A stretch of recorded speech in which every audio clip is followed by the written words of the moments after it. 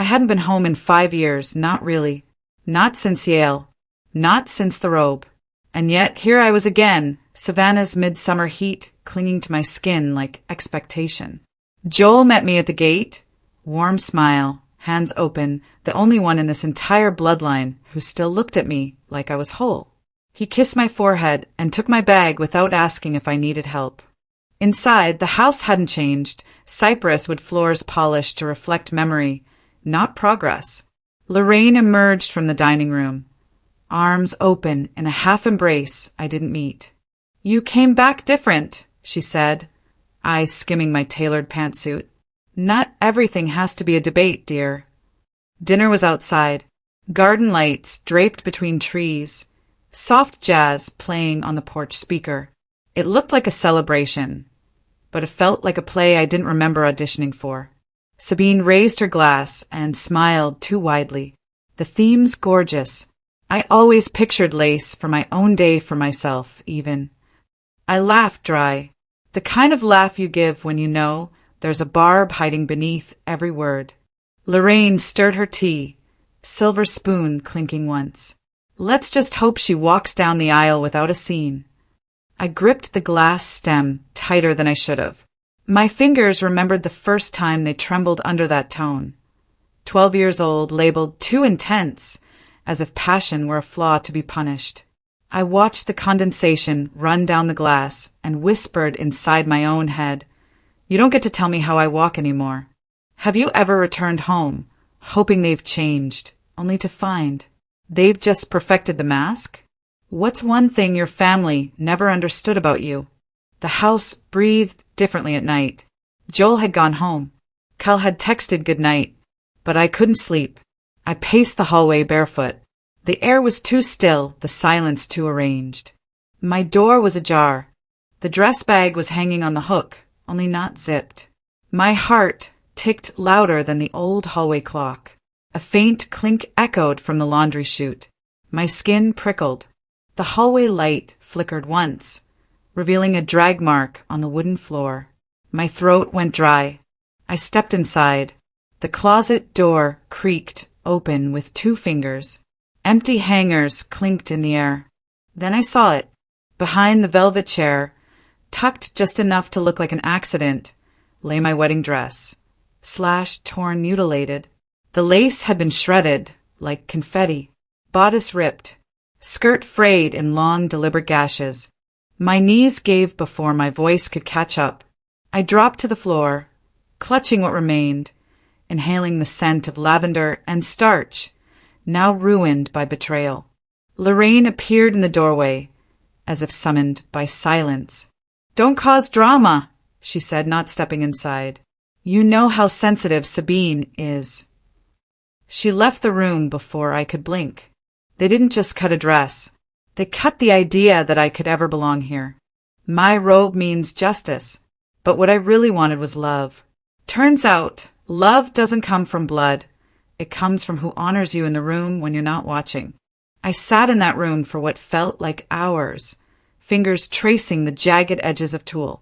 Grief didn't scream, it whispered, and mine whispered leave. At 3 a.m., I slipped out the back door. The grass was damp, dew clinging to my ankles like fingers begging me to stay. The shed creaked open. I knew exactly where to look. The Yale robe was folded neatly in the metal case, untouched, as if waiting for this very moment. I ran my fingers across the embroidery, traced the gold threads that marked years of late nights and cross-examinations. Beside it, my badge, proof I'd earned my place in rooms they never thought I'd walk into. I lifted the robe and laid it over the shredded lace. It wasn't just symbolism. It was strategy. If they wouldn't let me be a bride, I'd walk in as something they couldn't silence. I saw movement at the upstairs window. Lorraine. She didn't flinch, didn't call out. She just watched. I wrote the note in clean cursive, folded it, left it by the front door. Respect isn't handed. It's reclaimed. The car started with 1 turn. The robe rode shotgun. I wasn't running. I was reclaiming. You don't need to burn bridges. Just build gates they no longer have keys to. The road ahead wasn't just out, it was up. The road stretched ahead like a question I couldn't answer. Pale pink light seeped through the trees as the sun tried to climb, but my car's shadow outran it. I kept the radio off. I needed the silence to speak louder than anything else. The windshield shimmered with dew, streaked by wipers I hadn't bothered to replace since last fall. My engagement ring sat on the dashboard, right where I left it hours ago, catching light it no longer had any right to reflect. I looked at it again and again, but never picked it up. My father's voice echoed in my head, not with warmth, but with finality. We gave her too much freedom, he had said, like freedom was a curse and I'd squandered some divine inheritance by thinking for myself. Maybe I did walk too far. Maybe I walked away just far enough.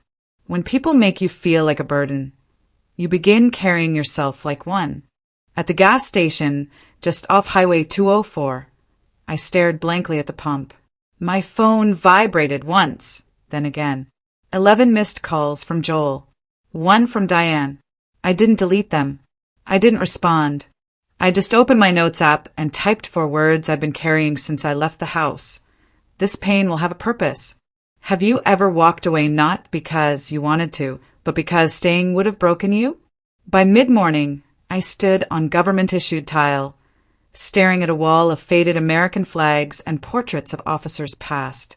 My wrist still bore the slice from the lace, wire they'd sewn into the dress bodice. I hadn't realized until I unpacked. It bled a little on the drive. I wrapped it with a napkin from my glove box. Master Chief Hollander caught it first thing. "The cut on your hand ain't the deepest one, is it?" he said, then turned away before I could pretend it wasn't bleeding. I was checked in, cleared, and sent to the infirmary to update my base records. I didn't expect to see Diane Claremont standing in the corner, clipboard in hand, not looking at me until the door clicked closed behind us. "I've been where you are," she said, finally meeting my eyes. I walked in heels I wasn't meant to wear until I wore my own boots. She wasn't family, not by blood. She was something more dangerous than that. Someone who saw my fracture lines and didn't flinch. They handed me a folded uniform, pressed white, with my name stitched on the inside collar. I held it for a long minute before tucking a piece of the shredded lace into the left breast pocket, not for memory, for proof. If I ever doubt who I am, I'll remember who I wasn't allowed to be.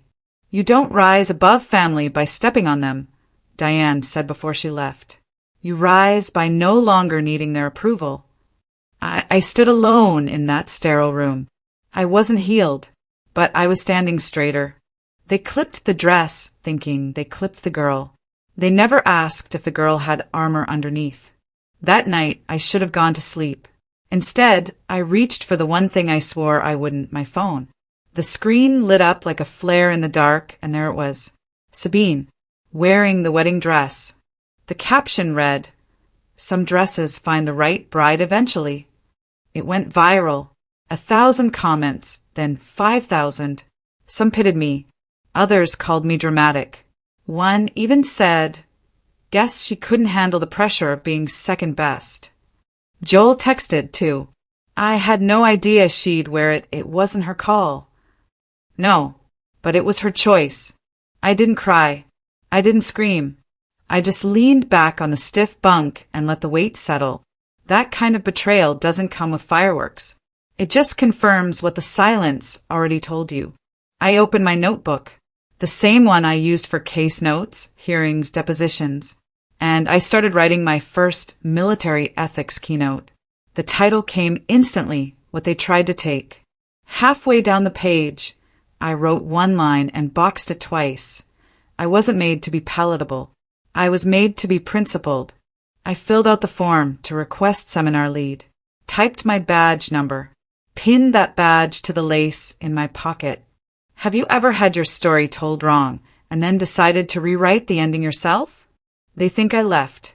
They don't know I'm preparing to return, just not in the role they cast me for.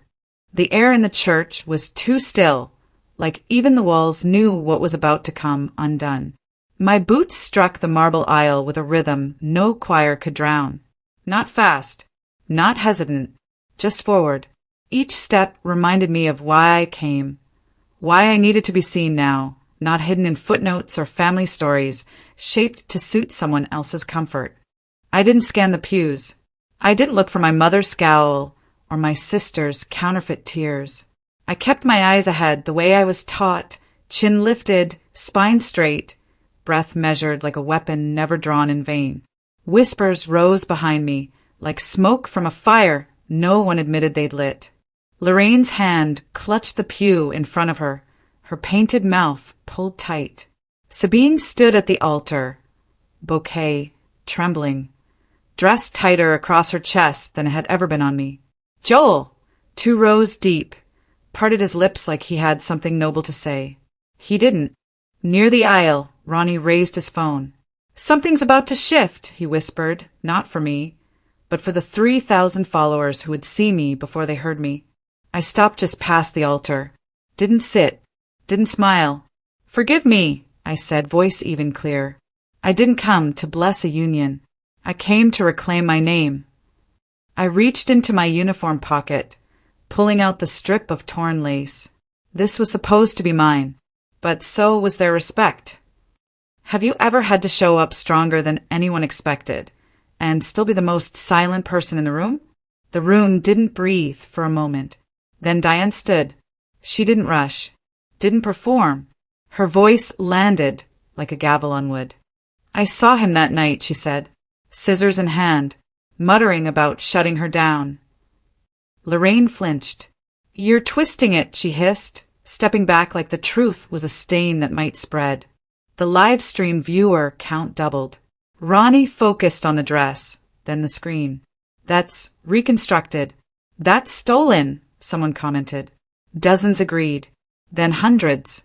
Sabine stammered, I didn't know. Mom said, but her voice cracked, and the words trailed off into a silence more honest than anything she'd ever spoken.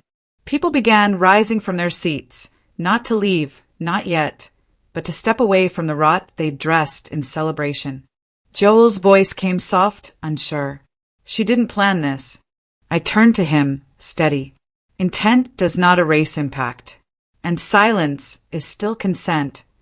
I didn't come to humiliate anyone.